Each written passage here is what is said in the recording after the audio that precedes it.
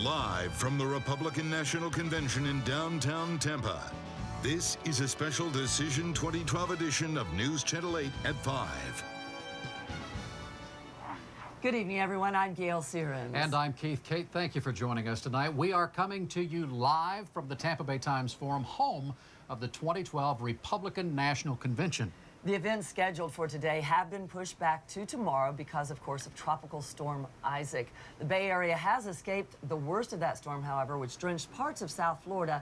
Now Isaac is making its way through the Gulf with landfall expected along the Mississippi or Louisiana coast. Now, the threat of bad weather did not keep some RNC protesters away. Hundreds marched through downtown today, although organizers were expecting a few thousand people to show up. At the forum, the RNC is officially underway. Chairman Reince Priebus gavelled the convention to a start. Then the convention recessed until tomorrow, and as you can hear behind me right now, they're tuning things up and getting ready for the big show. A little sound check, yeah. But before our convention coverage begins, we want to get the very latest on Tropical Storm Isaac. The National Hurricane Center has just released its latest advisory, so let's check in now with our storm teammate, Chief Meteorologist Steve Jervey. He's in our forecast center tonight. Steve? Well, Gail, Isaac is a little bit stronger at this hour, 70 miles per hour. Of course, 74 is when it officially becomes a hurricane. So it's still a tropical storm, and throughout the state of Florida, we've been feeling the effects on the eastern side of Isaac as it's well to our west now. What'd you say, Brooks? Over 150 miles? 200 miles to our west. So it's moved pretty quickly off to the west, but we're still feeling the effects as we expected. As you can see here at the beach, we're still seeing some higher seas and perhaps a little bit higher tomorrow. 80 at St. Leo, almost 2 inches of rain. Our rain gauge not working at the building, but we just had a pretty good downpour pass over the building just a short while ago, and clouds as well, moving rapidly up into Citrus County as well at the plantation on Crystal River. There's the numbers: 26.4 north, 86.2 west, moving northwest at 12 miles per hour. That's a little bit slower. This storm has been moving pretty quickly, so slowing down can be good, unfortunately, for the strengthening of the hurricane. Hurricane warnings in places like New Orleans and all the way along the Mississippi and just the western Florida coast. Tropical storm warnings have now been dropped for the Bay Area, which is good news. Tuesday at 2 a.m., officially a hurricane, according to the National Hurricane Center, then moving Tuesday at 2 p.m. with 90-mile-per-hour winds. And as we get Wednesday at 2 o'clock in the morning, potentially strengthening into a Category 2 storm. It's a large-sized storm, so it takes a while to kind of gain strength. But storm surge definitely near the storm and east of the storm will be pretty good because we're seeing a broad swath of winds across this area, and it's very shallow water, much like we see off the west coast of Florida, which makes us as well susceptible to storm surge, but just not with this storm. As we move throughout the time frame, you can see it moving eventually up into places like Arkansas and eventually through places like St. Louis with the remnants of the system itself. So that's the setup and the thinking of most of the computer models, which have been trending to the west, as we well know. The satellite's also showing the convection with the storm, the thunderstorms, but we're also seeing a lot of dry slots in here, and we think that's because the dry air remains both on the north, the west, and the southern side of the system, and that has played a big part throughout the life of this storm to kind of help hold back the intensity. So we hope that dry air will continue to hang around and do that and keep this storm at minimal strength. The lower the better, obviously, for the folks, especially in New Orleans, but all along the Gulf Coast, concerned from the effects of this storm. There's the dry air that I'm talking about there on the southern side. We have a lot of that red color there that just indicates a drier atmosphere as well to the north. We're on the eastern side, and throughout the day today, those feeder bands that trail all the way down across Cuba, almost to Mexico, are tapping into that tropical moisture and dragging it across the eastern part of the state, giving almost 9 inches of rain to parts of eastern Florida today. So the remaining impacts are tornadoes. We've had a couple of those warnings over on the west coast today, but much more numerous over on the east coast. Higher tides with the south winds that'll come in for tomorrow, and of course rip currents with those strong south winds. So not a good idea, obviously, to get in the water in this kind of weather. We'll continue to update you on this one and any kind of local weather effects coming up a little bit later on, but back to you. All right, Steve, thank you so much. Well, people in New Orleans are preparing for a possible hit from Isaac. That could come Wednesday, the 7th anniversary of Hurricane Katrina. Because of the storm threat, Louisiana Governor Bobby Jindal announced today that he will not be traveling to Tampa for the Republican National Convention. He actually was supposed to speak Wednesday night. Pinellas County disaster managers are breathing much easier today now that the threat of Isaac has passed without any serious problems. However, there is lingering concern about the danger of swimming in Gulf waters. The no swimming flags are flying on Clearwater Beach, but that has not kept the surfers away, nor has it discouraged others from playing in the surf. Dangerous riptides can pull swimmers away from shore, so when that happens, you need to remember swimmers should work their way diagonally back to shore. Many in Pasco County were planning for the worst case scenario when it came to flooding from Isaac, but they too are thankful tonight that the storm's clouds passed and did not dump nearly as much rain as they had expected. News Channel 8's Josh Green is live in Pasco County tonight. Josh, folks up there really couldn't take any more rain, could they? Oh boy, I'll tell you, these last couple months, it has been really wet here between Debbie and the afternoon thunderstorms, Keith. But here, it has been mostly like this today. We're along the Anclote River. You can see how calm it is. There's been a shower every once in a while, but folks are glad the waters are not rising. 9 in the morning. There were signs of Isaac, the wind, a shower. We put all our furniture inside. But the steps Emma Goshen took because of the storm Yeah, what storm? seemed a bit silly to her at this point. It comes and then it stops. And then it'll come 3-4 hours later and then it stops. But Emma lives in the Suncoast Gateway Mobile Village. 2 months ago, the park flooded after Tropical Storm Debbie, and emergency managers weren't taking any chances countywide. This area has had a lot of wet weather since Tropical Storm Debbie and then the afternoon thunderstorms. A number of our residents and retention ponds, they've had enough water. They will tell you, we're good. We don't even want a fraction of an inch. Just 24 hours earlier, teams at the Emergency Operations Center were getting plans together for potential evacuations. Just in case the tropical storm did the reversal of Charlie from 2004, where it stayed away from the Tampa Bay area, we thought, well, what happens now if it takes that bump and comes toward us? But it didn't. After lunch, the county's hurricane shelter closed up shop. Everyone, including the animals, went home. And by workday's end, the people of Pasco County felt like they had dodged a bullet. And we have not had any reports from our residents that they've had some flooding, and that's a relief. Altogether, 17 people took shelter at the county's hurricane shelter. About 6 of those, half a dozen, had special needs. Keith, they are all lucky and feel fortunate to be home tonight. And I certainly understand that feeling. Thank you. Josh Green reporting from Pasco County tonight. Since the potential storm danger is over in the Bay Area, all those schools that were closed today as a precaution will be back open tomorrow. You can track Tropical Storm Isaac on TVO.com. Search for the word hurricane to get to the Storm Team 8 interactive hurricane guide.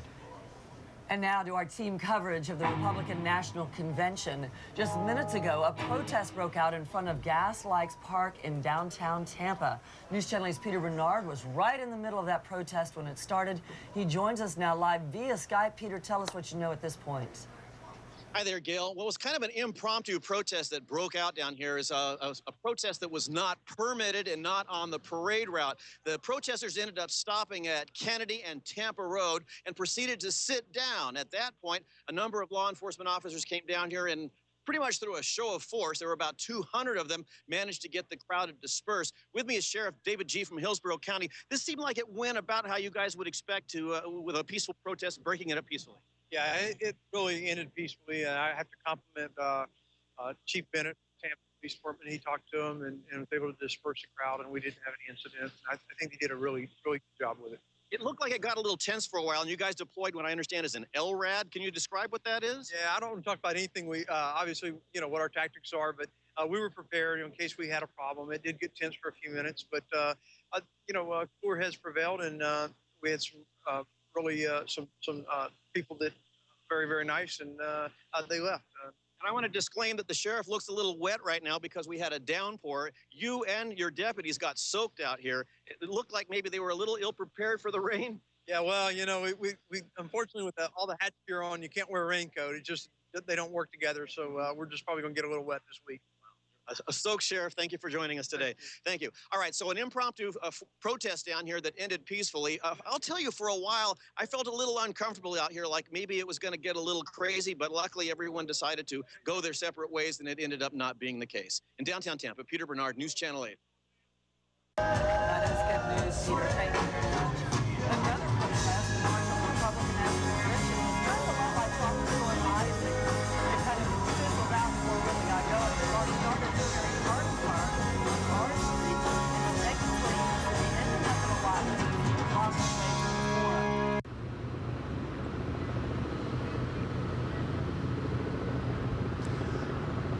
As far as protests go, Gail, this wasn't much to write home about. Might have been because of the threat Isaac posed, might have been because of the enormous police pressure all around Tampa and all around the so-called parade route. But remember, this is day one. The RNC officially gets underway tomorrow. Protesting in Tampa officially got underway today. Hey, hey! Ho, ho! The GOP has got to go! It was a lot louder than it was impressive. Thousands were expected at this planned march on the Republican National Convention. Only hundreds showed up. Coordinator Jared Hamlin had hoped for 5,000. He says the weather absolutely played a role in keeping the numbers lower than expected. The weather has forced airports to close. It's forced bus companies to cancel. So hundreds and hundreds of people have now been left stranded somewhere and aren't coming because of the weather. At a rally that started at 10, speakers tried whipping up the crowd by demanding better paying jobs, an end to the war, and quality education. We live in a society that's dominated by the 1%. I'm here representing women across the country and immigrants across the country because I believe that this party has absolutely turned our back on both. They started toward the St. Pete Times Forum at noon. An imposing police presence helped keep the peace. I'm happy no one was arrested, and we've got a long way to go. I mean, it's just really our first day of getting started. Sheriff's deputies and police officers from many Florida cities and counties lined the parade route. The weather cooperated for the most part, keeping the heat and rain off protesters. They arrived at a lot set up for them by the city. By 1:30, with temperatures warming, numbers dwindling, and an occasional rain burst from Isaac, it was all over.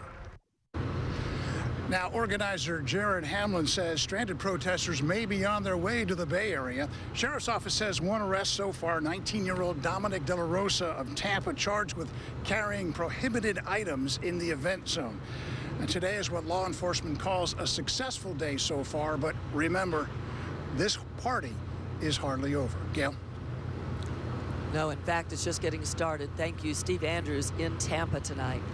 Now, even though Isaac forced the Republican National Convention to cancel its first day of programming, the party still officially opened the convention today.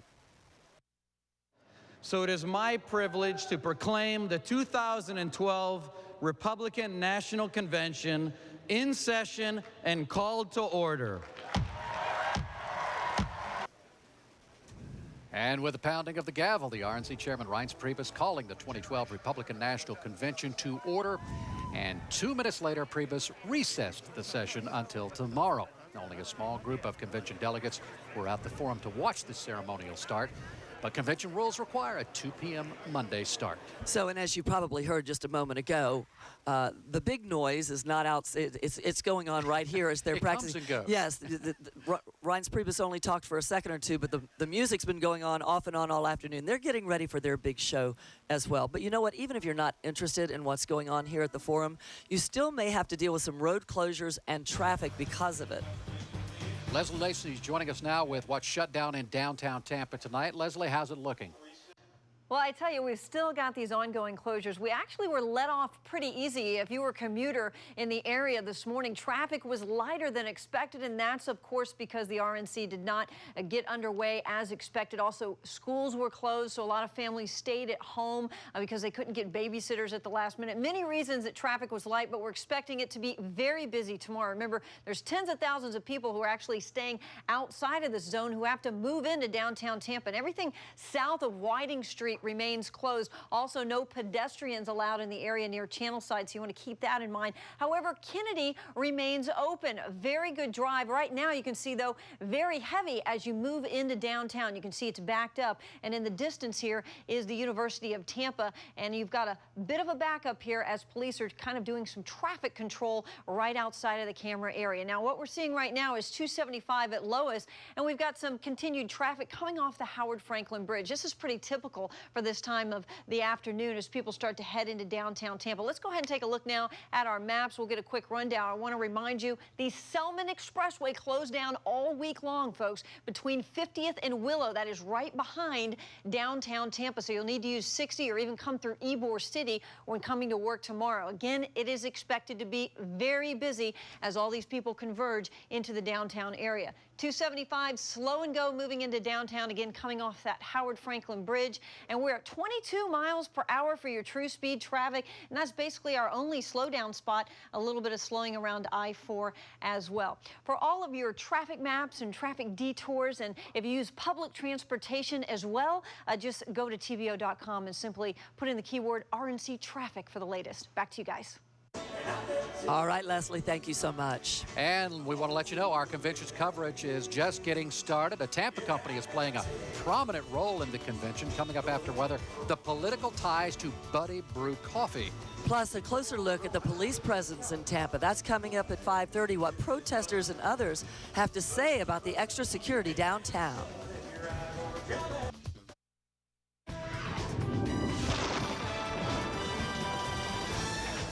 Well, it's all about Isaac, as you can see here, 70-mile-per-hour winds with 981 millibars. That's a pressure drop, and typically when you see these pressure drops, you'll usually see an increase, usually in the next advisory of a wind speed increase as well, and we're up to 70 mile per hour now, short of hurricane status. Still a tropical storm, and that's good news. We want to keep it as weak as possible, but it is a very large storm, as we talked about as well. To review the track again, we're looking at New Orleans possibly sometime Wednesday early in the morning, possibly as a Category 2 hurricane. As we also pointed out, there's a lot of dry air around the outside of the system, so we hope it'll stay in there and help to continue to kind of hold down the intensity. Again, that forecast track continues to move it slowly to the north and eventually curving it off to the northeast, perhaps around St. Louis sometime this weekend. That could bring some rains to parts of the Midwest. Satellite, as we've already showed you as well, on the eastern side, this, I'm going to call it a feeder band on the eastern side, helping to pull up tropical moisture and training these cells like a train track, just drenching parts of East Florida. Almost 10 inches of rain in some of these areas, but that's the area we're concerned with right now to our west. Get a good fix on the center of the storm, over 200 miles away from us back to our west. But again, on the eastern side, there's that band that I was talking about that's moving off to the east, not the west, but we could still see more bands develop and move across the Bay Area. And with the type of wind shear we have around these tropical systems, you can't rule out the possibility of seeing a tornado. A closer look at that, as you can see these showers kind of racing along. The upper level winds different from the lower level winds, which causes the natural shear, the spinning in the atmosphere. You can see a closer look here. This shower area has moved farther to the north now. Also, you can see the rainfall totals. Pretty hefty amounts here, 10 inches of rain close to the southeastern portion of Florida. Not as much here locally, 1 to 2 inches perhaps in most spots, but the southern portions of Highlands County, eastern Highlands, maybe 4 to 5 inches of rain, southeastern Polk as well. Coastal flood advisory in effect for all the coastal areas here, up and down the Bay Area coastline, as well as a high surf advisory in effect. Largely tomorrow we'll see a south wind. We're not expecting as much of a southwesterly flow, but a south flow around the tropical storm back to our west. This is the GFS computer model and the atmospheric moisture. There goes the main area of moisture, the tropical storm. But it's this eastern side that will continue to tap into the tropical moisture and drag it across the area, kicking off more showers. RPM forecast model the next couple of days essentially takes it in that same kind of path, but still puts us in an area where we can tap into this moisture and bring these rain bands across the area with that shear, so we can't rule out that possibility like we had today of seeing an isolated tornado warning like we had. Again, RPM forecast model locally showing these lines of equal pressure that essentially show this southerly flow primarily. Our wind gusts right now coming in from the south and southeast mostly with some stronger gusts. You can see at 22 miles per hour here in Tampa, 29 miles per hour in Winter Haven, Sarasota at 40 miles per hour. So it's safe to say that we're seeing tropical storm force wind gusts. The temperatures upper 70s, low 80s. The dew point's extremely high. This atmospheric moisture, you can not only feel it at the surface, but it goes all the way up. So when we see a shower happen, it's just like taking a bucket of water and dumping it over your head. It's just, there's a lot of moisture in the atmosphere, and certainly we've seen that here this afternoon. So the 7-day forecast will show you what's happening here. The rain chance for tomorrow still at 60% for Tuesday and Wednesday. Windy conditions as well with mid to upper 80s. Rain tapering off this weekend, but we'll continue to see the influences, guys, of this storm for the next couple of days, including the possibility of some higher seas and certainly those squally kind of showers that move through today and a lot of humidity in the atmosphere. Well, you can certainly feel it. Just walking in here, hit with one of those showers, and then it was oh, yeah. It was a nice the day. sun was shining and the rain was coming. Thank you, Steve. Well, this is a company that's really caught on with politicians. And it's paying off with some big exposure at the Grand Old Party's big party. That story is coming up next.